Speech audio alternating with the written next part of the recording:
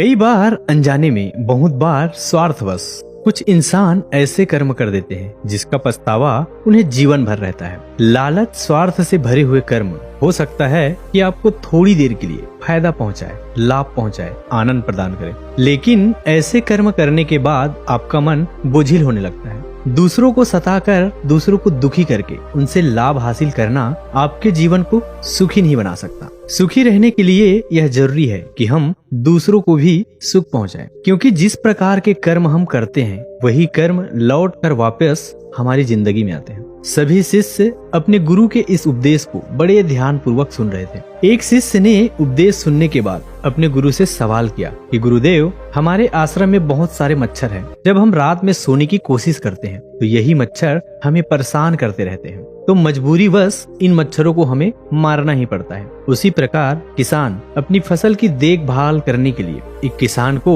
अपनी फसल को जानवरों से बचा कर रखना होता है, या फिर एक सेठ को अच्छे से काम करने के लिए अपने कारीगरों से अच्छे तरीके से काम लेना पड़ता है। इसके लिए उसे कभी कभी डांट और फटकार भी लगाने पड़ते हैं। इससे उसका मन दुखी होता है। गुरुदेव, मैं आपसे यही पूछना चाहता हूँ कि अच्छा और बुरा कर्म क्या होता है, क्योंकि अगर मच्छरों को नहीं मारेंगे, दूर नहीं भगाएंगे, तो वो हमें सोने नहीं देंगे। उसी प्रकार कुछ जानवर ऐसे होते हैं जिनसे इंसान को भी खतरा होता है। अगर इंसान उनको नहीं मारेगा तो वह इंसान को मार डालेंगे।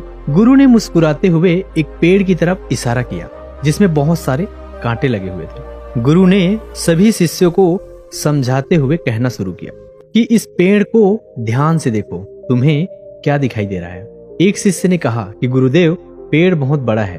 तो दूसरे शिष्य ने कहा कि गुरुदेव, पेड़ में बहुत अच्छे फल लगते हैं। तीसरे शिष्य ने कहा कि गुरुदेव, पेड़ की छांव बहुत अच्छी है। और एक शिष्य ने बिल्कुल अलग जवाब दिया। उसने कहा कि गुरुदेव, इस पेड़ की लकड़ी बहुत महंगी है, बाजार में अच्छी कीमत मिलती है। गुरु ने सभी शिष्यों से सवाल किया कि मान लीजिए कोई लकड़हारा इस पेड़ की लकड़ी काटने के लिए आता है और उसे कांटा लग जाता है, तो क्या इस पेड़ ने कोई गलती की? क्या इस पेड़ का बुरा कर्म कहलाएगा? गुरु ने सभी को समझाते हुए कहना शुरू किया कि प्रकृति इन पेड़ पौधों को भी ताकत देती है खुद की रक्षा करने की। यह कांटे इस पेड़ पर इसलिए लगे हुए हैं ताकि अपनी रक्षा कर सके, और अगर अपनी रक्षा करते हुए किसी को हानि भी पहुंचा देता है तो वह बुरा कर्म कैसे हो सकता है? क्योंकि इसका सर्वप्रथम कर्तव्य यही है, खुद की रक्षा करे, क्योंकि जब यह खुद की रक्षा कर पाएगा तभी तो दूसरों को फल प्रदान कर पाएगा। इसलिए खुद की रक्षा के लिए किया हुआ कर्म कभी भी बुरा कर्म नहीं होता है। गुरु ने कहा कि जीवन एक द्वंद्व है, यहाँ पर अच्छा कर्म और बुरा कर्म इतना साफ नहीं होता है। आसानी से तुम निर्णय नहीं ले पाओगे कि अच्छा कर्म क्या है और बुरा कर्म क्या है। उसके लिए तुम्हें तर्क शक्ति का इस्तेमाल करना होगा। जब हम किसी हिरण को शेर का निवाला बनते हुए देखते हैं तो हमारे दिल में बहुत दुख पैदा होती है। उस शेर के प्रति हमारे मन में नफरत पैदा होती है। लेकिन समझने की बात यह होती है कि शेर का शिकार तो हिरण ही है। अगर वह हिरण का शिकार नहीं करेगा तो भूख से खुद मर जाएगा। तो इसमें शेर गलत कैसे हो सकता है? देखिए, प्रकृति के कुछ नियम और कानून होते हैं और उसी के अनुसार संसार चलता है।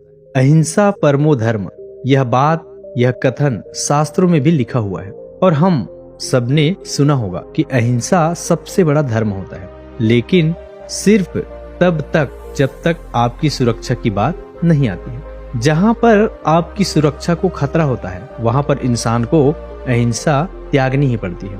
अगर वहाँ पर भी अहिंसा अपनाएगा तो कायर कहलाएगा। शिष्य ने सवाल किया कि गुरुदेव, तो फिर क्या मांस खाना सही है? क्योंकि मांस भी तो हम अपने भूख मिटाने के लिए ही खाते हैं, और अगर हम अपनी भूख नहीं मिटाएंगे तो हम तो मर जाएंगे। तो इस प्रकार तो मांस खाना सही हुआ।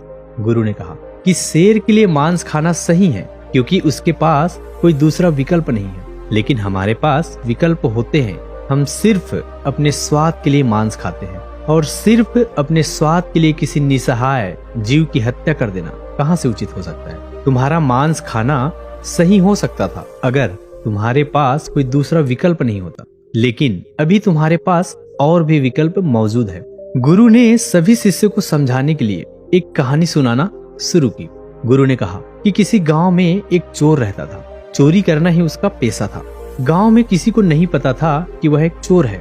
एक दिन उसकी माँ बहुत बीमार हो गई। चिकित्सक ने बताया कि इसके इलाज के लिए जो दवाइयाँ चाहिए होंगी वह काफी महंगी आती है, इसलिए तुम्हें धन की आवश्यकता होगी। उसी रात वह चोर एक अमीर सेठ के घर में चोरी करने के लिए घुस गया, लेकिन बदकिस्मती से आज उसकी चोरी पकड़ी गई। जब सेठ ने उनसे पूछा कि आज तक तो तुमने कभी चोरी नहीं की, आज ऐसी क्या मजबूरी हो गई कि तुम्हें चोरी करनी पड़ रही है? फिर क्या था, उस चोर ने गिड़गिड़ाना शुरू कर दिया, हाथ जोड़कर जोर जोर से रोने लगा और रोते हुए कहने लगा कि सेठ जी, मेरी माँ बहुत बीमार है, अगर तुरंत उसका इलाज नहीं किया गया तो वह बच नहीं पाएगी। सेठ ने जाकर उसकी माँ का हाल जाना और उसे यकीन हो गया कि यह चोरी अपनी माँ को बचाने के लिए ही कर रहा था, इसलिए उसने उस चोर को माफ कर दिया। गुरु ने सभी शिष्यों को समझाया कि हम सब अपने जीवन में यही तो करते हैं, गलत कर्म हम हमेशा करते रहते हैं, लेकिन जिस दिन हमारा गलत कर्म पकड़ा जाता है तो हमारे पास कोई ना कोई बहाना तैयार होता है कि इस मजबूरी में मुझे यह कर्म करना पड़ रहा है। जिस प्रकार तुमने मच्छरों को मारने की बात कही है, तुम दूसरा विकल्प भी चुन सकते थे। तुम सोते वक्त कोई मच्छरदानी का प्रयोग कर सकते थे, जिससे तुम मच्छरों से भी बचे रह सकते थे और तुम्हें मच्छरों की हत्या भी नहीं करनी पड़ती। इसलिए सही तरीके से बुद्धि का प्रयोग किया जाए। तुम्हें कभी गलत कर्म करने की जरूरत नहीं पड़ेगी, तुम्हें हिंसा करने की जरूरत महसूस ही नहीं होगी। शेर एक जानवर होता है, उसके पास बुद्धि बल नहीं होता और ना ही उसके पास संसाधन होते हैं, इसलिए उसकी मजबूरी हो जाती है हिरण को मारकर खाना। लेकिन हम इंसानों के पास बुद्धि बल भी होता है और संसाधन भी होते हैं, और उसके बावजूद अगर हम गलत कर्म करते हैं तो उसके लिए कोई तर्क, कोई बहाना गलत कर्म को अच्छे कर्म में बदल ही नहीं सकता। एक सेठ अपने कारीगरों से प्रेम से भी काम ले सकता है, लेकिन अहंकारवश वह अपने कारीगरों को डांटता और फटकारता रहता है, अपने आप को ऊंचा और उनको नीचा दिखाने का प्रयास करता रहता है, और फिर यह तर्क भी दे देता है कि मेरी मजबूरी है, यह करना कौन चाहता है, मेरा तो यही कर्म है, अगर मैं इसे ही अच्छे तरीके से नहीं करूंगा तो परमात्मा बुरा मान जाएगा। गुरु ने सभी शिष्यों को समझाया कि कभी भी अपने गलत कर्म को सही साबित करने का प्रयास मत करो, यह अहंकार का रूप होता है। आपका अहंकार जो होता है वही गलत कर्म को सही साबित करना चाहता है, वह सोचता है कि मैं गलत कैसे हो सकता हूँ, और यहीं पर आप अपने अहंकार को बढ़ावा देते चले जाते हैं। अगर कोई गलती हुई है तो उसे स्वीकार करो। जब तुम किसी गलती को अपने मन से स्वीकार कर लेते हो तब क्षण वह गलती भविष्य में दोहराया नहीं जाता। एक शिष्य ने गुरु से सवाल किया कि गुरुदेव, अगर किसी से अतीत में गलत कर्म हुए हैं, गलतियां हुई है, तो उन गलतियों को कैसे ठीक किया जा सकता है? कृपया इस पर प्रकाश डालें। गुरु ने कहा कि सबसे पहले तो ऐसे इंसान जो खुद की गलती को स्वीकार कर लेते हैं वह बहादुर होते हैं, क्योंकि हर एक इंसान अपनी गलती को स्वीकार नहीं कर पाता। और अगली बात समझने की यह होती है कि इंसान गलतियों का पुतला ही होता है। अगर इंसान गलती नहीं करेगा तो उसका विकास कैसे होगा? गलतियां कर कर के ही इंसान गलतियों से पार हो जाता है। अगर एक बार कोई गलती हो गई तो माफ की जा सकती है, लेकिन बार बार कोई गलती कर रहा है तो वह आदमी मूर्ख हो जाता है। ऐसे इंसान बेहोशी में जीवन जी रहा है और उसका विनाश निश्चित है। गलतियां करो, लेकिन हर बार नए गलतियां करो, पुरानी गलती को मत दोहराओ, उसी से तुम्हारा विकास हो सकता है। गलतियों से जीवन में अनुभव जुड़ते जाते हैं, और जितना अनुभव एक इंसान को होता है उसकी बुद्धि उतनी ही तेज होती जाती है। अतीत की गलतियों का बोझ अपने दिल पर मनुष्य को नहीं रखना चाहिए, इससे उसका दिल बोझिल हो जाता है और वह पूरी उमंग और उत्साह के साथ कोई भी काम नहीं कर पाता। जब भी वह कोई नया काम शुरू करने की कोशिश करेगा तो वही गलतियां उसके सामने आकर फिर से खड़ी हो जाएंगी और वह कोई भी नया काम शुरू नहीं कर पाएगा। और अगर वह कोई नया काम शुरू नहीं करेगा तो उसे नई गलतियां नहीं होगी, और अगर नई गलतियां नहीं होगी तो उसका विकास कभी नहीं होगा। इसलिए गलतियों से डरने की जगह उससे सीख लेना सीखो, और फिर देखो कि तुम्हारा जीवन कैसा चमत्कारिक रूप से बदल जाता है। जीवन प्रतिपल बदल रहा है, शायद हमें उसका एहसास नहीं होता, आने वाले हर एक पल के साथ हम और बूढ़े होते जाएंगे, मौत के और करीब होते जाएंगे, लेकिन हमें उसका एहसास नहीं होता। जीवन की भाग दौड़ में मनुष्य यह भूल ही जाता है कि कोई भी सांस उसकी आखिरी सांस हो सकती है, और आखिर में जब हिसाब लगाया जाता है उसने कितने सांसें जी भर के जिए, तो पता चलता है जीवन में बहुत कम ऐसे पल होते हैं जहां पर इंसान खुलकर अपना जीवन जीता है, बिना किसी चिंता, बिना किसी डर, मोह, लालच, हर भाव से आजाद। ऐसे कुछ पल अपने जीवन में जीते हैं, और वह पल भी उसके बचपन के दिन होते हैं। बचपन के दिन बीतने के बाद हमारे अंदर कितनी भारी बदलाव आता है, यह हम सब जानते हैं। हम सब साक्षी हैं उसके। जीवन का हर एक पल मुक्त होकर जिया जा सकता है, लेकिन जरूरत होती है सही कर्मों की। कर्मों के बारे में सही ज्ञान होने पर आदमी के अंदर द्वंद्व खत्म हो जाता है, और जब द्वंद्व खत्म होता है तो शंका मिटती है। शंका मिटने के बाद इंसान का एक नया जन्म होता है। आज तक हम शंका यानी कि संशय में ही जीते आ रहे हैं। यह खरीदो, वो न खरीदो, इससे बात करो, उससे बात न करो। हर चीज में हमारे दो पहलू होते हैं, हर विचार हमारा बदला हुआ होता है, इसलिए हम कोई भी निर्णय अपने मन से नहीं ले पाते हैं। हर निर्णय आधा अधूरा रहता है, और इसलिए हमें अपने जीवन भर कभी सफलता नहीं मिल पाती।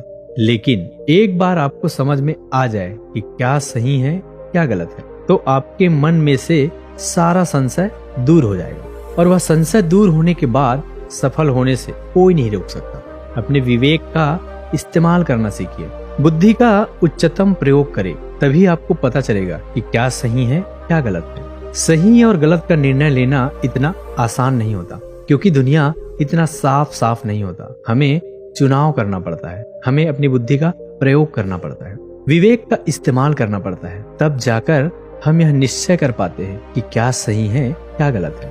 और यकीन मानिए, अगर आपने सही कर्मों की धारा पकड़ ली तो आपका जीवन धन्य हो जाएगा। जीवन में जो करने योग्य होता है वही सही कर्म होता है, लेकिन अधिकतर लोगों को सही कर्म का मतलब ही नहीं पता होता। कर्म तो हम सभी करते हैं, लेकिन परिणाम हर किसी को नहीं मिलता। परिणाम सिर्फ उन्हें मिलता है जो परिस्थितियों के अनुसार सही कर्म करने का साहस दिखाते हैं, जो चिंतन करके यह जान पाते हैं कि कर्म का सिद्धांत क्या होता है और अलग अलग कर्मों का हमारे जीवन में क्या असर पड़ता है।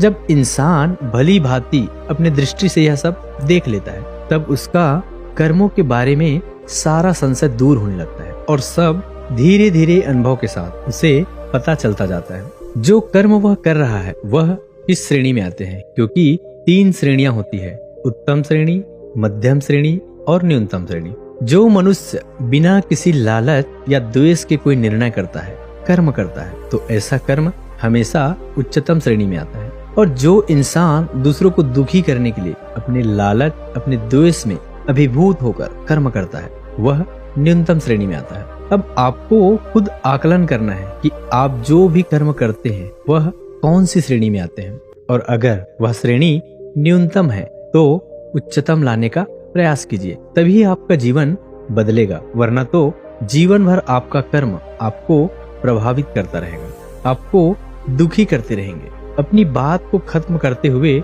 गुरु ने आखिर में कहा, जो भी गलतियां करो होश पूर्वक करो, बेहोशी में नहीं। और बेहोशी जीवन में तभी खत्म होता है जब तुम ध्यान की अवस्था में पहुंचोगे। इसके बाद सभी शिष्य अपने जीवन के निर्देशों के अनुसार ध्यान में प्रवेश करते हैं। दोस्तों, कैसी लगी यह कहानी आपको कमेंट सेक्शन में जरूर बताना, और अगर अच्छी लगी हो तो इस चैनल को सब्सक्राइब करके नोटिफिकेशन बेल को जरूर ऑन कर देना, ताकि कोई भी ऐसी ज्ञानवर्धक कहानी जब हमारे चैनल पर पोस्ट हो तो आपको तुरंत नोटिफिकेशन पहुंच जाए।